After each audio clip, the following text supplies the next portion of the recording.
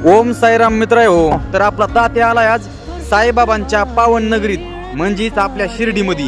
एकदाच ते काय म्हणते ते पेट्रोल का डिझेल भरून घेतलं आणि मग काय आम्हाला नेवाशा मार्गी जायचं होतं. तर आम्ही शेवगावमध्ये जरा चहा घ्यायला गाडी उभा केली, चहा घेतला आणि श्रीरामपूरहून डायरेक्ट आम्ही नेवाशातून त्या साई आश्रम मध्ये थांबलो. रूम बुक केली तिथे एक, त्यांच्या सगळ्या स्टाफला भेटलो.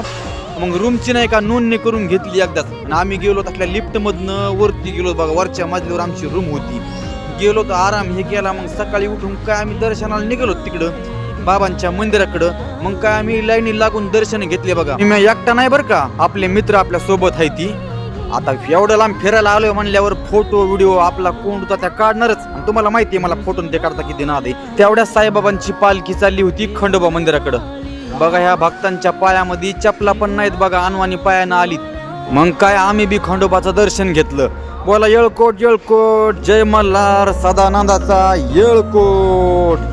मग बघा आम्हाला लय भुका लागल्या होत्या. मग आम्ही नाही का तिकडं प्रसादालय नाही का, साई प्रसादालय, आम्ही तिकडं गेलो बघा. प्रसाद घ्यावात म्हणलं आणि तिथं गेलो ना, लय मस्त प्रसाद होता बघा. मग आम्ही सगळ्यांनी तिथं जेवण केले प्रसाद घेऊन आणि थोडंसं इकून तिकून फिरलो. हॉस्पिटलला गेलो, स्टँडला गेलो, बाकीच्या सगळ्या मंडळींना भेटलो. मला पण लय झाक वाटलं.